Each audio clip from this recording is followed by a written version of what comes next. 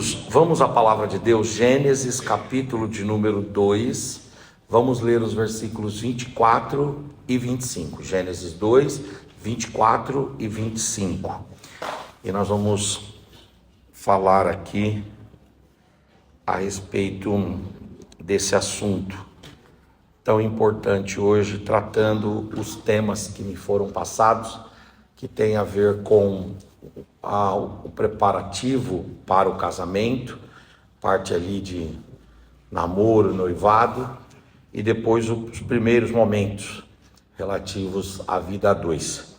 Então, Gênesis capítulo de número 2, versículos 24 e 25.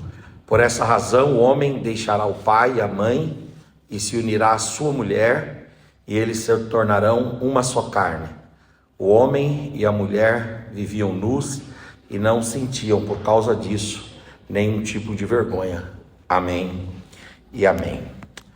Então, nós vamos hoje falar algumas verdades a respeito desta condição que Deus deu para o homem no seu estado de solteiro, para o namoro, o noivado e o início do casamento.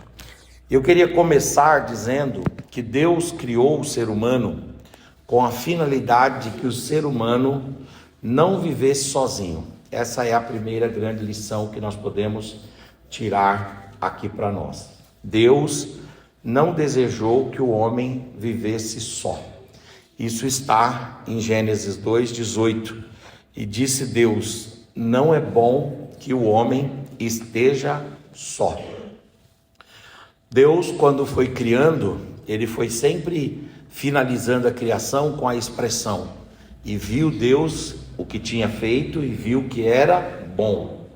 Mas depois que Deus faz o homem, o Adão, e deixa o Adão desenvolver-se no Éden, Deus olhou para aquela situação e Deus, ao contrário da forma como Deus vinha definindo cada ato da criação, ali Deus viu algo que não era o esperado. Deus disse: não é bom que o homem esteja só. O homem não foi criado para a solidão, ele não foi criado para a solteirice, ele foi criado para viver em família. Tem uma frase do Aristóteles que ela diz o seguinte: somente Deus e os animais selvagens que nasceram para viver em solidão. Mas esta frase do Aristóteles, ela está erradíssima. Por quê? Porque Deus, ele nunca experimentou a solidão. E por que Deus nunca experimentou a solidão? Porque em essência e natureza Deus é trino. Então Deus sozinho é uma comunidade. Deus sozinho é uma família. Deus sozinho é uma agremiação. Deus sozinho é um grupo. Da mesma forma, quando Deus vai criar o ser humano, Deus coloca a sua mão sobre o ser humano. E ele imprime no ser humano alguns aspectos do seu caráter.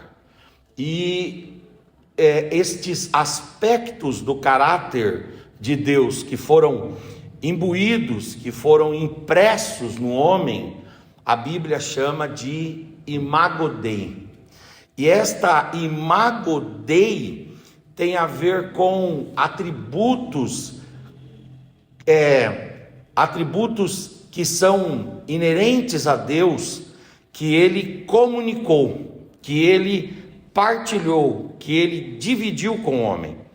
E só dividiu com o homem, de modo que dentro dos atributos comunicáveis de Deus, que ele partilhou com o homem, que formam no homem esta ideia da imagem de Deus, está a facilidade, está a necessidade de viver em companhia.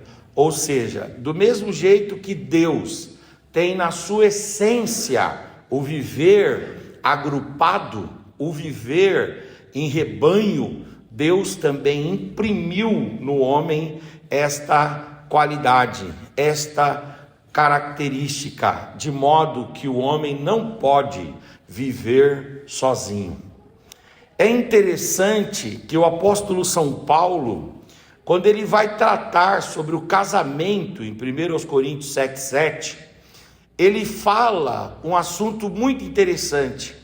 Ele diz que a regra, ele diz que o ordinário, ele diz que o esperado, ele diz que aquilo que é o natural é que o homem viva com alguém, desenvolva o namoro, desenvolva o noivado, desenvolva o casamento.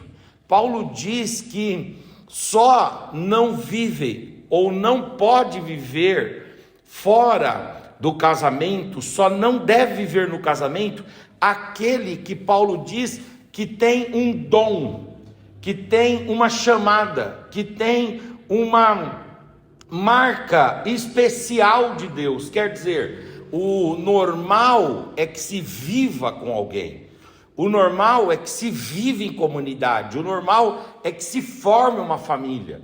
E aí Paulo diz, mas alguns nasceram com um dom especial. Em 1 Coríntios 7,7 ele diz, porque quereria eu que todos os homens fossem como eu mesmo, mas cada um tem de Deus o seu próprio dom. Cada um tem de Deus o seu próprio dom. O que Paulo está querendo dizer? Que não é possível exigirmos de todos o celibatismo. Não é possível exigirmos de todos a solteirice, porque a regra, o hábito, o natural, o esperado, o desejado é que o homem procure ter alguém, procure viver com alguém. Nós hoje estamos vivendo numa sociedade individualista, numa sociedade de pessoas que querem cada vez mais isolar-se, viver dentro dos seus redutos. Não se fala muito hoje em vender grandes apartamentos, mas se fala em vender estúdios. E o que são os estúdios? São moradias pequeniníssimas, de 26, 35, 40 metros quadrados. E por trás disso está um conceito, uma filosofia, um padrão de família. E a família ali é uma família baseada e sustentada por uma só pessoa. Então aqui nós temos uma sociedade individualista, e nesse aspecto da construção civil nós temos uma evidência, nós temos uma amostra, porque se eu compro uma casa que tem 26 metros quadrados, 24 metros quadrados, 20 metros quadrados, com certeza essa casa, esse estúdio, esse apartamento, essa kitnet é para morar uma só pessoa. O que eu estou querendo dizer? Eu estou querendo dizer que de fato a sociedade está se estruturando desta forma. Pessoas que não querem se envolver em namoro, em noivado, em casamento, que não querem se envolver com outros, não querem constituir grandes famílias. Por que não? Porque essa é uma marca do nosso tempo, a individualização. E aí Deus vem com uma palavra que é o contrário disso. E o que Deus propõe para nós? Que nós nos unamos a pessoas, que nós busquemos pessoas. Inclusive é uma promessa de Deus no Salmo 68, quando ele diz: Deus é tão bom e tão generoso que ele faz o solitário habitar em família e a estéril se tornar mãe de filhos. Então Deus, ele quer que nós construamos famílias. Por isso que os irmãos estão de parabéns ao lançar essa proposta aqui de motivação aos jovens, para que eles formem namoros, entendam o que é isso, o noivado, o casamento, e estruturem uma vida familiar começando do casamento, porque Deus não nos fez para vivermos sozinhos. Amém, irmãos? Uma segunda coisa que eu quero dizer é que a felicidade, ela não pode estar em ter ou não uma outra pessoa. A felicidade do cristão, do salvo, do liberto, do redimido, do perdoado, do reconciliado, do nascido de novo, daquele que já tem o seu nome escrito no livro da vida, essa felicidade não está em outra pessoa, não está no namoro, não está no noivado, não está no casamento, não está em outra pessoa. A nossa felicidade, ela está em Jesus. Jesus é o prazer da nossa vida, a essência da nossa vida, a razão da nossa vida. E aí então, uma vez felizes em Jesus, com Jesus e por Jesus, nós podemos buscar um relacionamento com uma outra pessoa para estabelecer então ali uma família. Que você não coloque no casamento ou na outra pessoa a sua razão de felicidade. A sua razão de felicidade tem que estar em Jesus. Em Jesus. Não coloque no casamento a ideia de felicidade. E não coloque na mente que ao ser casado que você vai ser feliz. Aliás, tem um pensamento do Platão que ele diz o seguinte: se casares ou se morreres solteiro, serás infeliz de qualquer jeito. O que o Platão está querendo dar aqui é um choque de realidade, dizendo: olha, meu amigo, pode ser que você encontre infelicidade, tanto no estado de solteiro, quanto no estado de casado. Porque não interessa se você é casado ou se você é solteiro, você pode ser sim infeliz. Deus não quer que a gente busque a felicidade no cônjuge, no namorado, na namorada, no noivo, na noiva, na esposa, no esposo. Não. Deus quer que a gente busque a felicidade em Cristo. Cristo é a nossa base, a nossa razão. Ele é o nosso sustentáculo, Ele é o nosso mantenedor, Ele é o nosso pão diário, Ele é o marido, Ele é o esposo, Ele é a esposa, Ele é mãe, Ele é pai, Ele é irmão, Ele é tudo em todos. Ele é tudo que precisamos, em todo tempo e para todas as circunstâncias. Cristo é o que nos completa plenamente. E aí então, completos em Cristo, nós podemos sim conviver com os outros. Tem gente que acha que só vai ser feliz quando tiver alguém. Tira isso da sua cabeça. Tira isso da sua cabeça, em nome de Jesus. Não é essa pessoa que traz a sua felicidade. A sua felicidade está baseada em Jesus, está baseada em Cristo. Agora é claro, o amor de Cristo também se traduz para você através da pessoa amada, é claro, mas no fundo é o amor de Cristo. Tem gente que acha que vai ser feliz a partir do casamento. Eu queria contar a história do cachorrinho e a casa dos 10 mil espelhos. Já leram essa história? Diz que o cachorro era bem irritado, e ele um dia entrou numa casa, e era uma casa de espelhos. Então ele entrou assim na casa e ele ficou assustado. Quando ele saiu de lá bem azucrinado, ele atravessou a rua assim, foi para o outro lado e encontrou outro grupo de cachorros. Aí ele encontrou os cachorrinhos, e os cachorrinhos perguntaram para ele: e aí, meu amigo, como é que é lá na casa? Não entra lá não, só tem cachorro nervoso lá. Aí foi um outro, disse: bom, deixa eu dar uma olhada. E esse cachorro era bem alegre. E quando ele entrou lá na casa dos espelhos, ele ficou lá um tempo tal. Quando ele voltou, o relato dele foi: entra lá, porque só tem gente alegre ali. Então, se você entra no casamento sendo irado, revoltado, insatisfeito, alma amarga, azedo, você vai levar isso para o seu relacionamento. Você precisa resolver isso com Cristo, você precisa resolver isso com o Espírito, você precisa resolver isso com a palavra de Deus, porque senão você vai trazer aquilo que é infelicidade para dentro do casamento, aquilo que é angústia, aquilo que é desespero de alma, aquilo que é agonia do coração, dizendo assim: o casamento vai resolver. O casamento não resolve isso. O casamento não resolve. Eu gosto muito de uma frase do Gilbert Keith Chesterton. O Chesterton, um teólogo londrino, e ele dizia o seguinte: o casamento é o quê? Ele é uma guerra sangrenta, que só os mais valentes e heróicos dos homens que ousam entrar nessa guerra. E é verdade, é uma guerra sangrenta, mas os heróis estão dentro, né? Os valentes estão dentro. Diz assim: não, meu amigo, eu tenho coragem, eu não dou valor à minha vida não, eu tenho coragem, eu vou entrar nesse negócio, né? E aí você leva o que você tem, cada um traz o que tem, amém, irmãos? Então não coloque no casamento a sua felicidade tem que estar em Jesus, amém?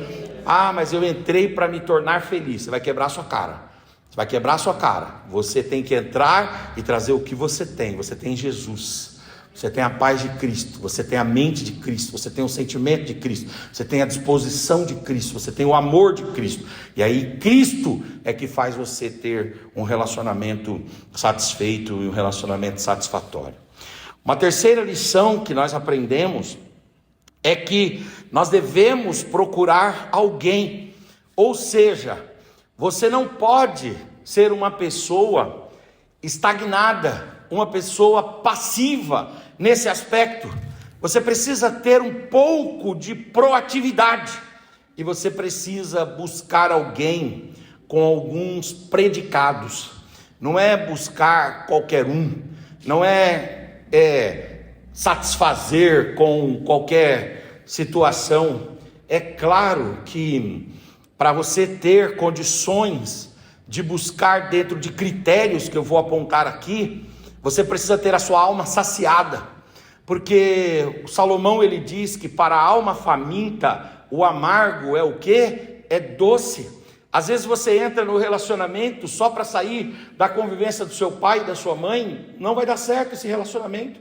Às vezes você entra num relacionamento só porque você não consegue mais conviver com a realidade da sua família pregressa. Há tantos conflitos, há tantas discórdias, há tanta pobreza, há tanta limitação na sua família pregressa que você diz assim, qualquer porta que Deus abrir aí eu vou entrar, pelo amor de Deus. Deixa o Senhor, através da palavra de Deus, saciar a sede da sua alma, a fome da sua alma, porque aí então você vai viver aquela experiência. Uma pessoa disse que foi com o filho dela num daqueles parques aquáticos dos Estados Unidos e de repente o filho, muito traquina, estavam lá num aquário e tinha lá tubarões no tanque e de repente o filho escapou da mão do pai, subiu assim e caiu dentro do tanque. O pai ficou desesperado e ele ia se jogando, daqui a pouco veio lá a pessoa que cuidava, que fazia a manutenção, disse, calma pai, fica tranquilo, seu filho sabe nadar. Falou, se nadar ele sabe, mas ele vai morrer nada, o tubarão está alimentado. Quando o tubarão está alimentado, você nada com o tubarão, entende o que eu estou dizendo? Ele não vai se ocupar disso. A alma faminta, ela abraça qualquer coisa, ela não tem critério, ela não tem regra, ela não tem opinião, ela não tem sensatez, ela não tem equilíbrio. Mas quando nós temos uma alma saciada em Cristo, uma alma saciada em Deus, uma alma completa em Deus, aí sim Deus devolve para nós a nossa sobriedade, a nossa lucidez, a nossa sensatez, e aí nós escolhemos, não como almas famintas que se satisfazem com qualquer erva amarga, mas sim almas saciadas em Cristo, que escolhem e sabem que Deus tem o melhor para nós. Deus tem o melhor para você, Deus tem o melhor para você, aleluia, glória a Deus. E aí nós precisamos então procurar e buscar. E aí nós temos tantos textos bíblicos lindíssimos que oferecem-nos aqui alguns critérios para a gente escolher alguém. E eu queria sugestionar o livro de Ruth, e dentro do livro de Ruth pegarmos aqui alguns exemplos de pessoas que foram buscadas e pessoas também que buscaram. Aqui nós temos a Ruth e nós temos o Boaz. E o Boaz, ele vai buscar alguém, mas ele vai buscar com critério. E por que ele vai buscar com critério? Com lucidez, com sensatez. Por que ele vai buscar com equilíbrio? Porque ele vai buscar com razão. Ele vai buscar porque ele tem a alma saciada em Deus. Aí, uma vez a alma dele está saciada em Deus, está completa em Deus, ele pode entender o lugar do outro na sua vida, e ele vai buscar com equilíbrio. E aí ele vai escolher a partir de alguns predicados. O primeiro predicado é a fé. Olha o que diz Ruth 2,4. E eis que Boaz veio de Belém, e ele disse aos segadores, aos coletores, ele diz assim, o Senhor seja convosco, e disseram, Deus te abençoe. É interessante que o Boaz, ele é um homem de fé. Ele é um homem de fé. Ele crê em Deus. Ele crê em Yahvé. Ele crê em Jeová. Ele crê em Elohim. Ele é convertido a Deus. Ele chega e diz: a paz do Senhor. E os servos dele dizem: a paz do Senhor. Então o Boaz, ele é um bom partido. A Ruth também crê em Deus, porque a Ruth falou para Noemi: o teu povo é o meu povo. Aonde tu pousares, ali pousarei. Aonde tu morreres, ali morrerei. E o teu Deus é o meu Deus. Então aqui nós temos uma coisa perfeita. Um crente que tem fé em Deus, buscando alguém que é crente, que tem fé em Deus também. É muito importante que você, na hora que for fazer a sua escolha, você lembre-se do critério da fé, para você não tomar jugo desigual, para você não se relacionar com uma pessoa que não professa a mesma fé que você, uma pessoa que não invoca o mesmo Deus, que não lê a mesma Bíblia, que não canta os mesmos hinos, que não frequenta a mesma expressão de fé. É muito importante que você tenha essa consciência. Eu era líder de jovens e aconteceu uma situação muito difícil. Uma jovem da nossa igreja pegou e tomou um moço de uma outra igreja. E esse moço, quando ela veio me pedir orientação, eu disse: olha, você não deve seguir por esse caminho, mas ele é bonito. Olha, você não pode olhar para esses critérios, você precisa olhar para o critério da fé. Esse menino não serve a Deus como você. E aí o que aconteceu? Ela: não, mas tudo bem, eu vou casar. Casou com o rapaz, namorou, noivou e casou com o rapaz. Aí ela ficou por anos, até que houve o divórcio, num conflito, porque sábado ele ia para o centro de Umbanda e queria que ela fosse, e no domingo ela queria trazê-lo para a igreja, e havia um conflito, uma guerra. Você não precisa fazer isso, você não precisa escolher assim, entende? Se você não está com a alma amarga, você não está com a alma angustiada, você pode ter equilíbrio, você pode ter sensatez e pode dizer: olha, eu não vou entrar nesse barco. Por quê? Porque agora, enquanto está aqui o fervor e o calor da paixão, isso não faz diferença, mas no dia a dia isso vai fazer diferença. Vai fazer diferença quando eu entrar no quarto para orar, ter uma pessoa batendo dizendo assim: para de orar, esse Deus aí seu não existe. Quando eu abrir a Bíblia, alguém disser assim: para de ler a Bíblia. Quando eu vier para a igreja, alguém disser assim: já vai lá para a igreja, não sei o que, e uma série de impropérios. Então é preciso levar em consideração que a pessoa tem que ter a mesma fé, em nome do Senhor Jesus, a mesma fé. Pastor, quer dizer que um crente não pode namorar um não crente, não pode ser casado com um não crente? Pode, porque tudo nos é lícito, mas nem tudo nos convém. Isso vai trazer prejuízo para você, isso pode trazer dificuldades para você. É diferente se vocês se conheceram no mundo e de repente um veio para o evangelho e o outro não veio, é diferente. Mas se você está na igreja servindo ao Senhor, procure alguém que professe a mesma fé que você, alguém que diga: o seu Deus é o meu Deus, e alguém que diga para você: a paz do Senhor, e você pode dizer: Deus te abençoe, e a paz do Senhor também. Amém, queridos? Uma outra coisa, busque saber informações sobre a pessoa. É interessante que em Ruth 2,5 o Boaz vai falar: depois disse Boaz a seu moço que estava posto sobre os segadores: de onde era esta moça? Que moça é essa? Ele pergunta, ele vai atrás, ele faz uma pesquisa. É muito importante você fazer uma pesquisa sobre a pessoa, buscar o passado dela, puxar os antecedentes dela. E hoje, nesse mundo que a gente vive aí de violência, puxar até os antecedentes criminais. Tem muita gente que não puxa os antecedentes criminais e depois se surpreende, que o indivíduo ou a moça já tem lá um passado complicado. Então é muito importante você saber de onde ela é, quem são seus pais, o que você faz, qual é a sua profissão, do que ocupa a sua mente, o que você tem no seu coração. Você precisa conhecer, ainda que seja parcialmente, a vida pregressa dessa pessoa. E a pessoa que quer entrar num relacionamento de forma genuína e autêntica, você precisa rasgar o verbo e dizer quem você é, da onde você veio, qual é a sua caminhada no mundo. Aí alguém vai dizer assim: não, mas se eu disser quem sou, a pessoa vai me rejeitar, então aquele relacionamento não é para ser. Porque se for de fato de verdade para ser, você pode abrir o seu coração, você pode falar, e dentro da verdade, ninguém pode contra a própria verdade, disse Paulo, dentro da verdade você vai ganhar a pessoa. Entende o que eu estou dizendo? Então é importante buscar a informação. Quem é essa pessoa? Da onde ela vem? Qual é o histórico dela? É importante investigar. Aliás, o namoro, ele é, de fato e de verdade, o momento para você dar uma de Sherlock Holmes, né? Para você ir lá e sondar e perscrutar, para você ir lá e dar uma olhada na rede social, no Instagram, dar uma olhada no Facebook, dar uma olhada no WhatsApp, dar uma olhada na caminhada para o trabalho. Vocês, mas por que precisa? Porque no casamento isso tudo vai fazer diferença. Na forma como essas coisas vão se mostrar, isso vai fazer diferença. Agora no namoro, talvez você diga assim, no namoro, no noivado, você diz, mas isso não é importante. Lá no casamento isso será importante. Isso será relevante, isso será algo que vai gerar para você maior ou menor paz no seu convívio. Então é importante ter essa informação, buscar. E eu digo uma coisa, gente que não tem um passado tenebroso, né?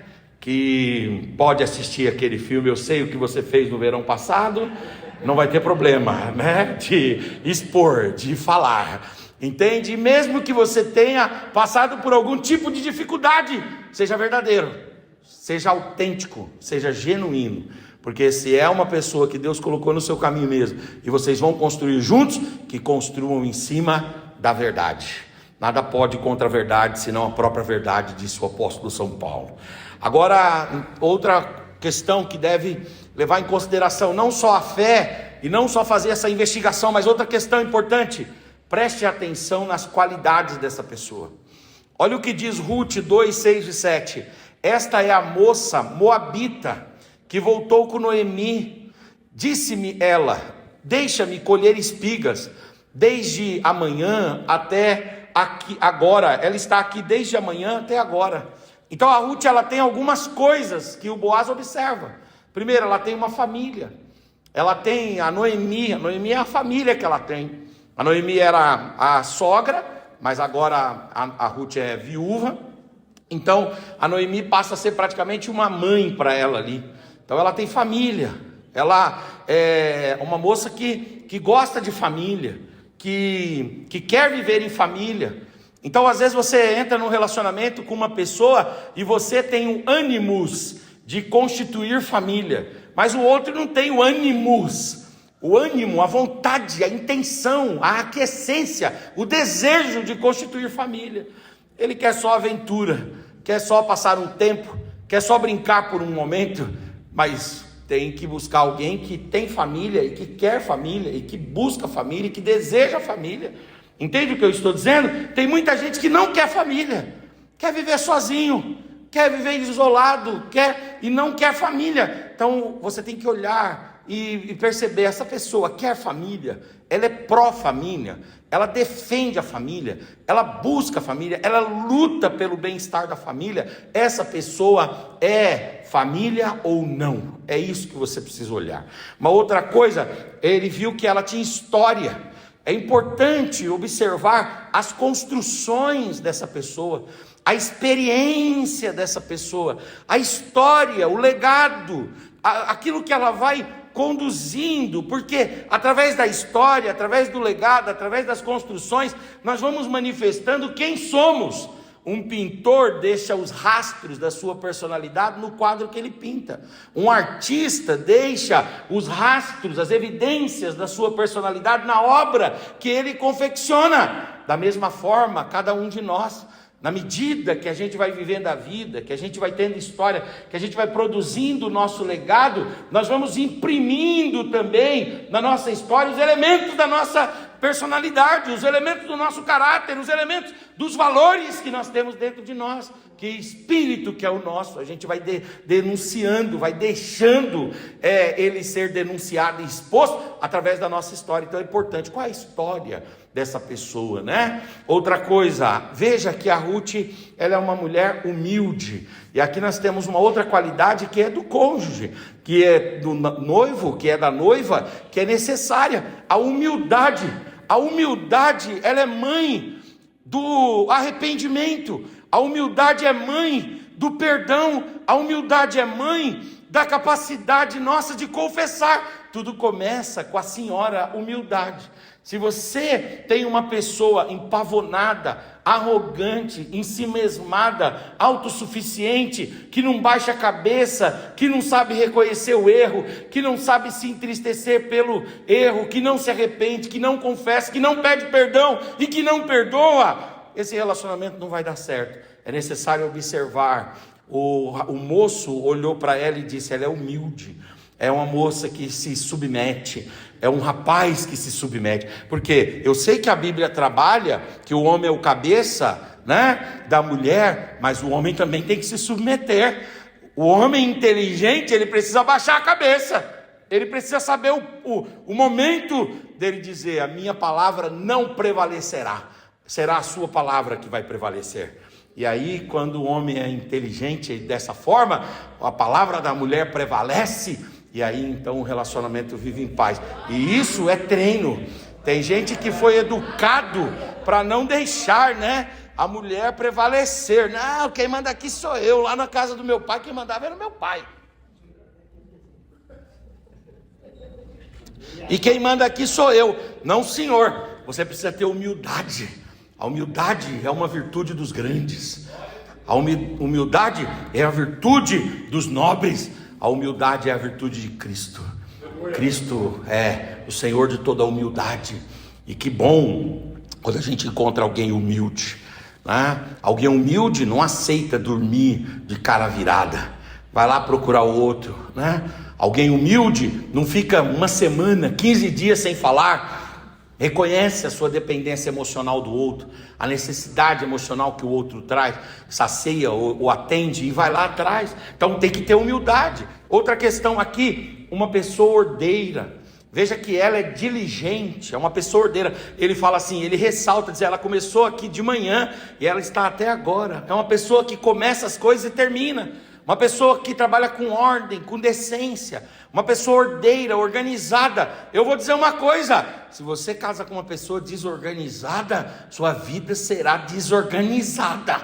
Ah, pastor, mas eu sou desorganizado. Olha, então você precisa arrumar alguém que é organizado por você e por ele, né? Porque a vida da gente só dá certo se ela for uma vida organizada. Entende? Uma casa organizada, um guarda-roupa organizado, uma geladeira organizada, não é verdade? Filhos organizados, uma vida profissional organizada, uma agenda de vida organizada. Eu sou desorganizado. A organização é uma virtude que pode ser aprendida e com bastante exercício pode ser desenvolvida, deixando a imagem de que ela sempre pertenceu ao sujeito.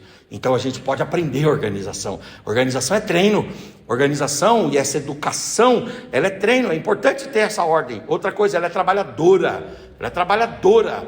O texto fala que ele destaca, ela trabalhou. Ela é uma mulher que trabalha. O rapaz tem que ser dado ao trabalho. E o trabalho externo tem a ver com o ganhar pão, com o suar, com a luta do dia a dia, com o CLT, com o PJ, com o empreendimento. Não sei, meu amigo, cada um. Agora, não é só o trabalho externo. A jornada dupla e o trabalho doméstico, ele tem que ser partilhado. Deixa eu dar uma palavra para os homens aqui. Você não vai perder a sua masculinidade se você lavar um copo, viu? Você chegar lá e falar assim: queria lavar esse copo aí, mas sabe, eu vou sair com a mão mole daí. Não vai não, entendeu? Você vai sair com a mão como era, sempre foi. Entende? Você não vai ter uma outra postura porque você lavou um copo, porque você passou uma roupa. E isso é treino, isso é exercício, isso é aprendido dia a dia. Eu tive a oportunidade de ser liderado lá em Barueri pelo pastor Paulo Lucas Sacramento. E o pastor Paulo Lucas Sacramento ficou com a gente lá 62 meses antes de descansar no Senhor. E um dia ele me ligou de manhã e disse: Henrique, vamos comigo no Belenzinho hoje. E aí eu fui para a casa dele, era 7 horas da manhã. Quando eu cheguei lá, ele era um pastor setorial, um pastor gigante, que dirigiu 9 campos, que presidiu uma igreja para mais de 500 pessoas nos Estados Unidos, que pregou nos Gideões, um gigante da fé. E aí quando eu cheguei lá, ele pegou e me pediu para eu entrar. O filho dele, o pastor Helder, também estava lá. Nós entramos, e quem que estava lavando a louça? Ele que estava lavando a louça.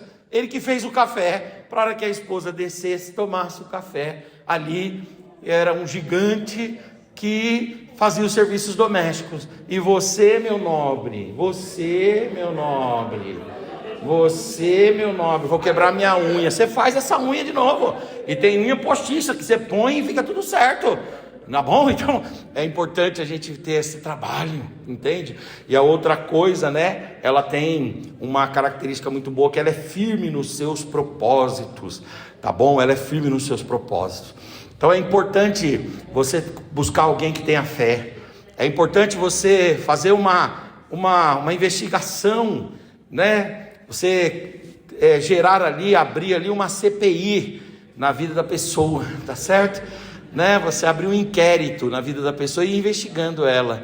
É bom também você observar esses detalhes, essas características, porque você diz assim: não, mas depois no casamento aperfeiçoa nada. Depois no casamento vai potencializar as características que tem.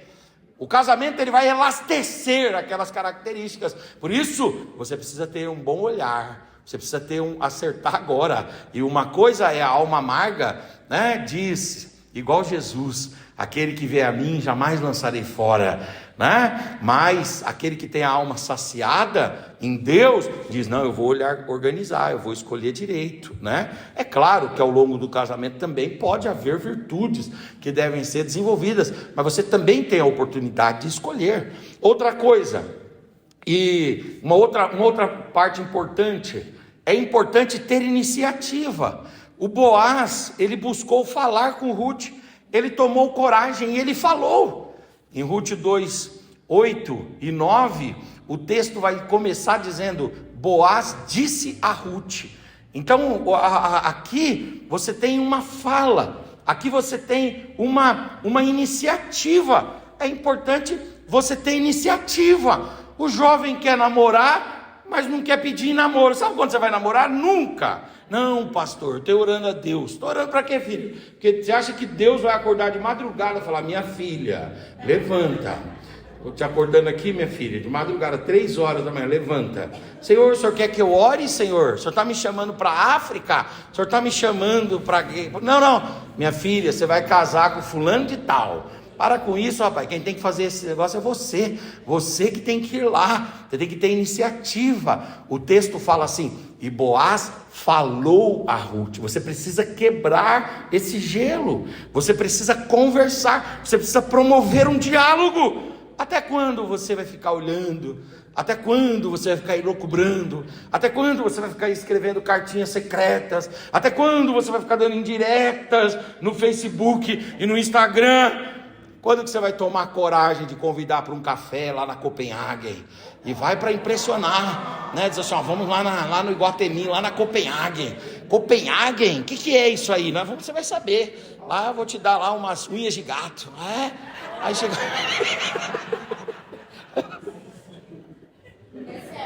umas unhas de gato, umas unhas de gato lá, fica tranquila, né? Vamos lá.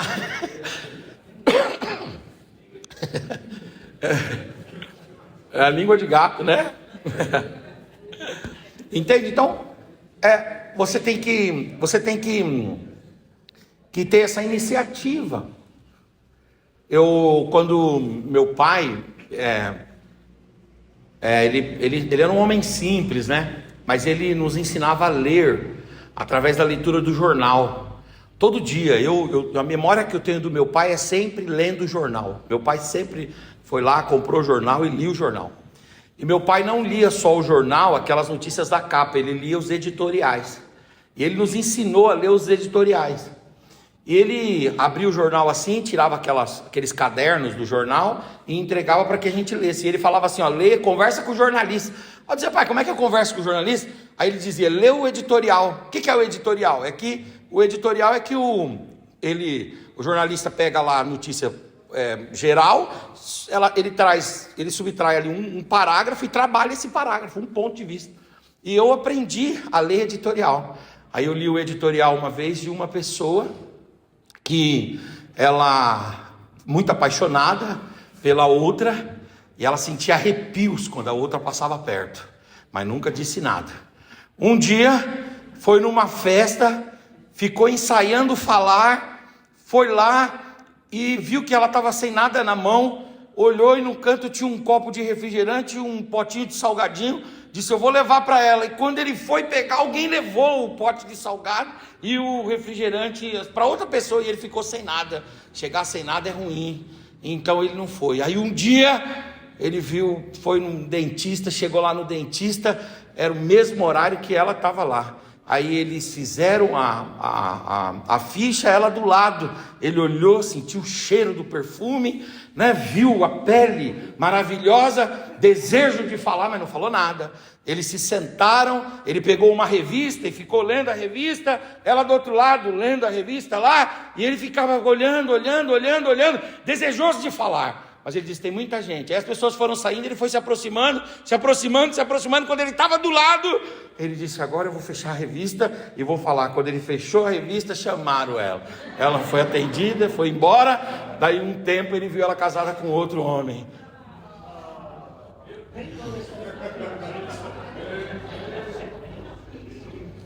Varão, você fica, não vigia não. Vem outro e leva. Aí diz assim, levaram daqui. Claro que levaram. Fui pregar lá no setor 47, Santa Emília. Aí o pastor Misael contou uma história muito legal. Era para os jovens também a palestra. Aí ele disse que tinha uma moça na igreja que era a moça mais linda. Era desejada por todos os meninos da igreja, que ela era linda, tinha uma beleza assim, diferenciada mesmo. E todos os meninos ficavam tentando falar, tal, e querendo, mas ninguém aproximava. Aí um dia, um culto de jovens, veio um jovem mal acabado para os padrões dos meninos. Chegou para a menina e falou, e aí, irmã, quer um house? House nada, era frigels ainda, nem era boa qualidade. Quer um frigels? Deu um frigels para ela pegou o frigels, casou com ele e foi embora para o setor dele. E os meninos lá? Pelo amor de Deus, se a gente soubesse que ela se contentaria com aquele homem feio lá, a gente aqui, né, é muito mais bonito. Não adianta, você tem que ter iniciativa, você precisa falar, você precisa promover. E aí hoje há um debate se as mulheres podem ter iniciativa ou não. Eu vou dizer uma coisa, o nosso tempo é um tempo que a mulher é vanguardista, que a mulher ela é disruptiva, que a mulher ela toma frente no governo, ela toma frente na prefeitura, toma frente na Câmara, toma frente no judiciário, toma frente na defensoria, toma frente também nessa hora. Tem hora, minha irmã, você precisa olhar e falar, esse camarada aí, se eu não pedir, ele não vai. Então, meu filho, eu vou passar aí na sua casa 4 horas, esteja pronto, viu? E acabou. Igual um pastor amigo meu, grande amigo meu, ele casou no meio da pandemia e ele não convidou ninguém. Aí ele pegou, fez um almoço lá, me chamou, um jantar. Aí me chamou na casa dele, eu falei, você é meu amigão, você casou e não avisou nada. Ele falou, não, na verdade eu nem sabia muito que eu ia casar. Eu sei que ela falou para mim, eu preciso separar esses documentos. Eu separei, ela passou e levou. Depois falou assim, tal dia eu volto aqui para te pegar. E voltou e pegou e agora eu tô aqui, varão. Não sei.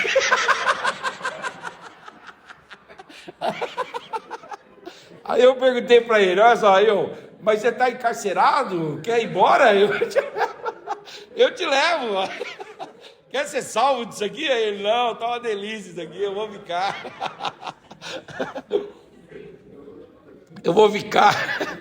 Tem que ter iniciativa, entendeu? O Boaz é todo galanteador, né? Aqui tem que ter uma iniciativa, mas não uma iniciativa sem classe, é uma iniciativa com classe, com jeito, entende? Olha que interessante, em Ruth 2,9, o Boaz fala assim, Ruth, ele chama a Ruth, depois ele fala assim, não vás colher em outro campo, entende? E aí ele disse, eu dei ordem para ninguém aí te molestar. E é muito interessante esse lance, porque o Boaz, ele deixa a Ruth pegar os rabiscos da terra. E o que ela podia pegar? Ela podia pegar as frutas do perímetro, que é aquela fruta que estava no entorno, e ela podia pegar aquilo que caísse no chão. Só que geralmente quando cai no chão amassa a fruta, não amassa? Uma manga, e colher ela do pé. Se você pegar uma manga caída, ela abre, a manga abre, um fruto abre. Aí o que aconteceu? Ela pega e começa a chegar lá na casa dela com as frutas bonitas, um cacho de uva completo, todas as uvas, um cacho de banana completo, Aí a Noemi olha e diz assim: você está pegando rabiscos da terra ou você está indo no Pão de Açúcar comprar, né? Onde você está indo comprar essas frutas? Aí ela disse assim: não, eu estou pegando lá no chão. Aí, no chão? Fruta do chão? Com essa qualidade? Padrão FIFA? Importado? Quem que é o dono lá? O dono é o Boaz. Aí a Noemi: ele é meu parente. E ele é solteiro. E ele falou o que para você? Não, ele disse para eu não ir para lugar nenhum, não. Ele é bem simples. Tô sabendo a simplicidade desse moço. Ele falou para você ficar por ali. Falou para ficar por ali.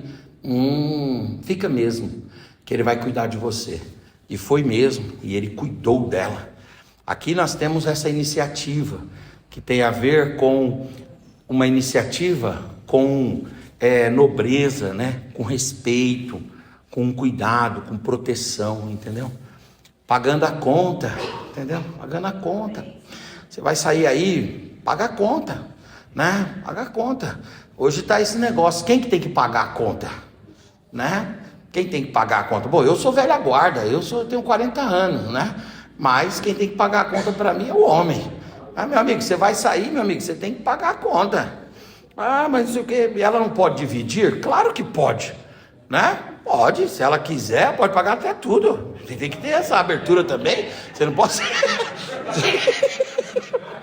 Você não pode ser assim. Se ela chegar e falar: não, eu quero pagar, e daí? Pelo amor de Deus, eu quero é o seu bem. Tá aqui, ó. Tem como eu pegar mais alguma coisinha ainda? Fechou. Ou fechou a conta? Não, fechou a conta, né? Quem paga? Quem paga é o homem, entende? É o Boaz que está sendo provedor. É o Boaz que está cuidando. O Lutero, ele fala assim: é dever do homem cuidar da mulher. Aí ele diz também, o Lutero diz, é dever da mulher economizar, né? Então é dever, é responsabilidade, ok? Por um lado, o homem tem que prover, por outro, a mulher tem que economizar, né? E aí vem um outro elemento aqui para finalizarmos, que é o elemento da pureza. Horas. O que acontece num dos dias lá? A colheita, ela acaba entrando à noite. E o Boaz fala para todo mundo: eu vou dar lanche para todo mundo, ninguém vai embora, inclusive aqueles que vieram pegar rabisco, vai ter lanche para vocês também, ter lanche para vocês, fiquem aqui. Aí todo mundo: vamos ficar. A Ruth ficou e o Boaz ficou também. Chegou a tarde da noite, vamos dormir. E o texto diz que ele dormiu no assoalho. Ele dormiu no chão. E quando ele estava deitado lá no chão, a Ruth tinha conversado com a Noemi, e a Noemi tinha dito assim: vai chegar um tempo, porque a Noemi conhecia o processo da cega, da colheita, da vindima. Aí falou assim: vai chegar um tempo que tem que ficar até a noite para finalizar. Então, quando chegar isso, se acontecer dele dormir no assoalho, já que ele está se aproximando de você, corresponda. E você vai chegar perto dele e vai dormir do lado dele. Só que você vai fazer isso com base em algumas regras. E aí ela diz: primeira regra, deita do lado dele, mas com o corpo afastado. Não deixa ele sentir sua pele, não. Sentir a pele só depois do casamento. Vai devagar. Então, primeiro, afastado. Segundo ponto, não durma com a cabeça para o lado da cabeça dele. Durma com a cabeça para os pés e dê os seus pés aqui para ele. Terceira situação, cubra os pés dele e fique ali num sinal de respeito, num sinal de pureza, num sinal de respeito. Boaz acordando de madrugada, né, tal. Quando ele olha, a moça está ali. Deus mandou a bênção para ele ali do lado ali. Igual o Adão que dormiu, quando ele acorda, está lá a bênção dele. Aí acordou, a bênção está lá. Aí ele olha, acorda, fala, quer tomar café? Quero, vamos ali. Aí fez um café para ela. Na época o café estava bem barato, não estava assim absurdo, porque talvez ele nem fizesse. Fez um cafezinho para ela. Tomaram um café, ele bateu um papo, falou, você quer ficar comigo? Ela disse, eu quero. Ele falou, eu entendi pelo seu sinal, mas antes nós vamos ver quem é que tem a preferência. Ele buscou lá quem tinha preferência, deu o direito, a pessoa abriu mão, aí ele foi e se casou com ela, e aí constituiu uma família. E da família de Ruth e de Boaz, veio simplesmente o Obed, veio o Jessé, veio o Davi, e veio o nosso Senhor e Salvador Jesus Cristo. Você não sabe o que você está começando, mas por meio de você e da sua família, Deus vai levantar pessoas poderosas e vai fazer obras extraordinárias. Agora conserva a pureza, jovem. Você que é namorado, você que é noivo, conserva a pureza. Você que ainda não casou civilmente, procure falar com o pastor, organizar sua vida. Vença essa barreira para que você viva cada coisa ao seu tempo e todas elas debaixo sempre da bênção de Deus. Amém? Fica de pé no seu lugar em nome de Jesus. Eu quero que você dê a mão aí para o seu namorado, o seu noivo, a sua namorada, a sua noiva, o seu esposo, a sua esposa. E se você por acaso está sem ninguém aí, não está com o cônjuge por alguma circunstância, mas você está com alguém da sua família, vá até a sua família. Nós vamos orar pela família aqui em nome de Jesus. Vem cá, Dudu, nós vamos orar aqui em nome de Jesus pelas famílias. E se você por acaso está vendo algum irmão aí, que esse irmão não tem aí alguém da família dele, e você quiser, chega perto desse irmão, em nome do Senhor Jesus. Pai, nós pregamos a Tua palavra aqui, Senhor. A Tua palavra é viva, a Tua palavra é eficaz, a Tua palavra é mais cortante do que qualquer espada de 2 gumes. A Tua palavra vai até a divisão da alma, do espírito, juntas e medulas. Nós pregamos a Tua palavra, e a Tua palavra é como um martelo que vai quebrando toda resistência e vai estabelecendo-se em nós, Senhor. Nós pregamos a Tua palavra, falando aqui a respeito, Senhor, do relacionamento, no namoro, Pai, no noivado, no casamento. Ah, meu Deus, que a Sua boa mão esteja sobre os casamentos, seja sobre os noivados, seja sobre, ó Deus, as famílias aqui. Eu quero aproveitar essa oportunidade para orar pela minha esposa, a Mônica. Toma a tua filha nas tuas mãos, Senhor. Eu quero orar pelo Dudu, meu filho, Pai, pela namorada dele, a Pamela, Senhor. Eu quero orar, ó Deus, pela minha filha, a Mônica Caroline. Eu quero orar, ó Deus, pela vida da minha mamãe, meus irmãos, minhas irmãs, meus cunhados, minhas cunhadas, meus sobrinhos, minhas sobrinhas, meus tios e meus primos lá do interior de São Paulo e também de Minas, Senhor. Que a Tua boa mão, Pai, esteja sobre a minha família. Eu quero orar pela família do pastor Esdras. Ó, meu Deus, a sua esposa, a sua casa. Eu quero orar, ó Deus, por toda a sua parentela. Que a Tua boa mão esteja sobre os Teus filhos. Eu quero orar, ó Deus, pelas famílias aqui representadas, os casais, Senhor, de namorados, que a Tua bênção esteja sobre eles. Também os casais, Senhor, de noivos, os casais, Senhor, de homens e mulheres casados aqui, que a Tua bênção repouse sobre estas famílias, sobre estes casamentos, que haja, Senhor, a proteção do Senhor, que haja, Pai, fortalecimento dos vínculos familiares, fraternos e amorosos, em nome do Senhor Jesus. Nós oramos e nós agradecemos e nós abençoamos as famílias, em nome de Jesus, amém. Externe aí uma palavra de carinho e de respeito a quem da tua família está aí, em nome de Jesus.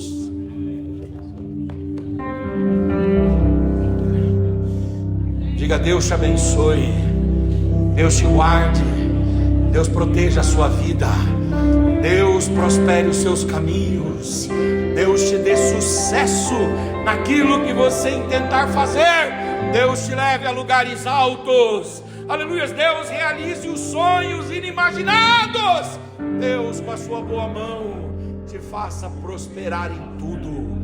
Para a glória do teu nome nós oramos, em nome de Jesus, amém. Obrigado, pastor, Deus abençoe.